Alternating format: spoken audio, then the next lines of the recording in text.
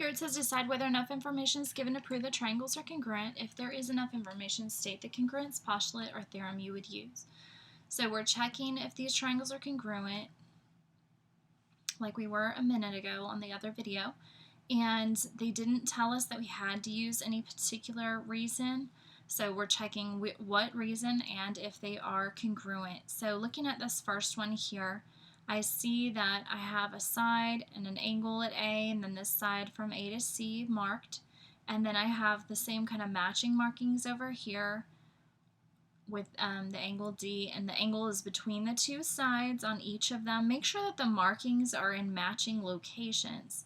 Sometimes if they're really trying to trick you, they'll give you one that looks like side angle side and one that looks like angle side side, and so if your triangles aren't matching, then they're definitely not going to be congruent to each other.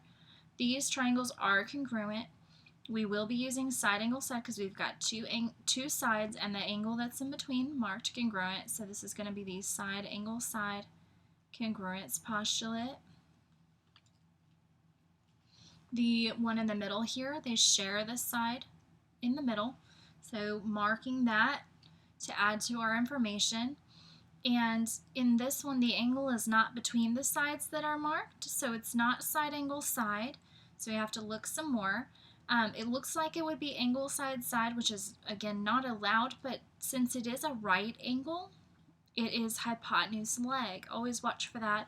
It looks like it's going to be angle side side, again, which remember is not one of our reasons, then check if it's hypotenuse leg, and it is a lot of the time when you have that happen. So this particular one is the hypotenuse leg congruence theorem. On number 12, things I can know in this picture, I've got an isosceles triangle in the bottom, which would mean that this angle here is equal to this angle here, but that doesn't help me in the other triangle very much. But they do share this piece in the middle, so I can mark that congruent, but in the top triangle I only have two pieces marked. In the bottom triangle everything's marked, so they don't have enough matching markings, so these are not congruent.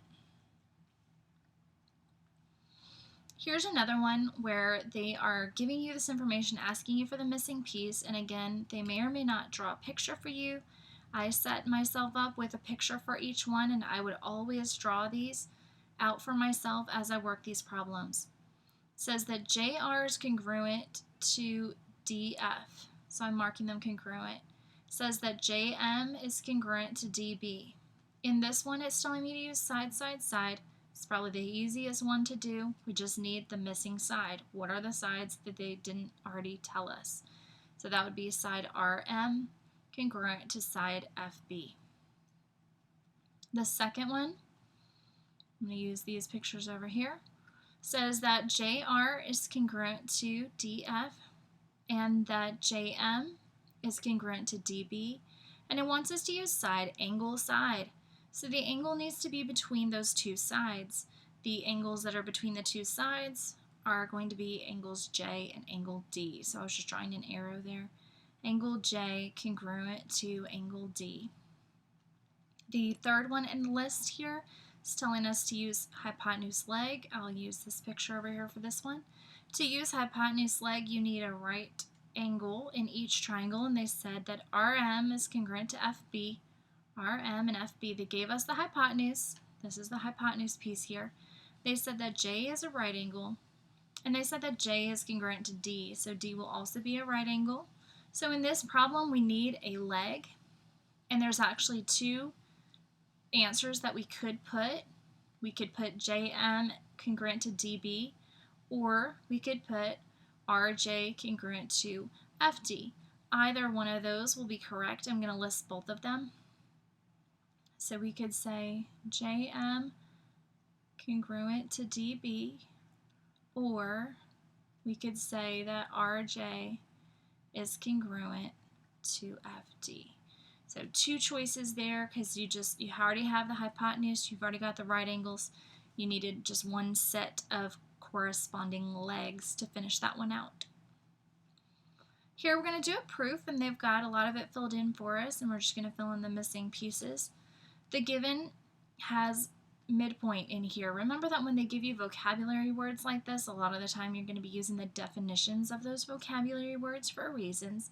You can see they've already even filled that in. Definition of midpoint, definition of midpoint. We're going to use that because it was 2 times. We're going to use it twice. B is the midpoint of AE. And what that would mean is that AB is congruent to BE.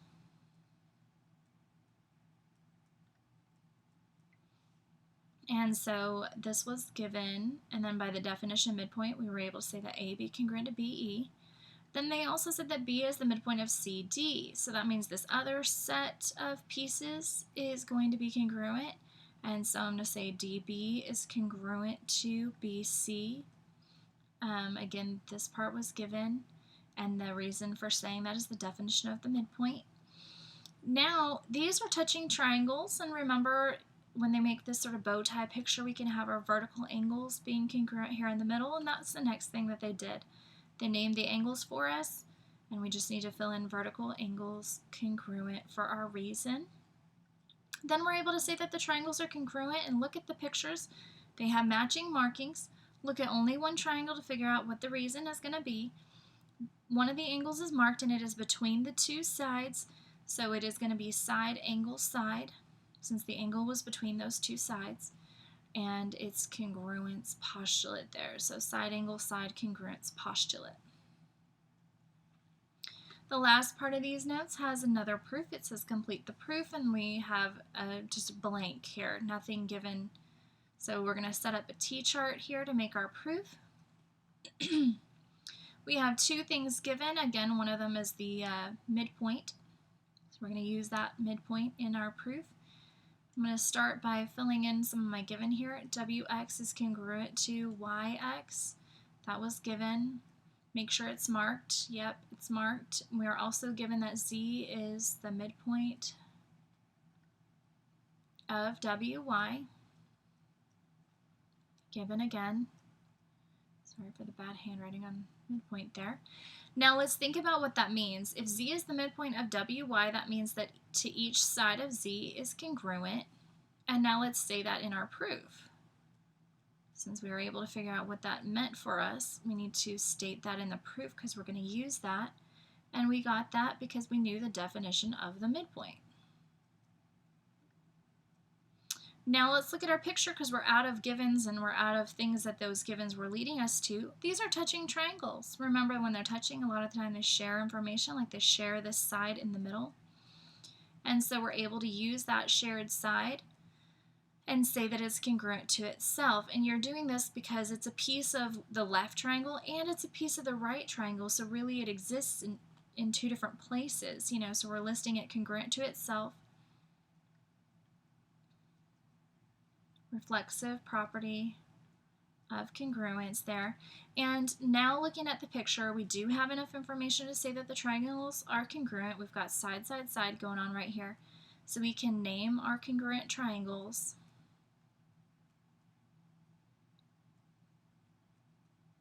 And say the side, side, side congruence postulate is our reason why they're congruent. And that's the notes for today.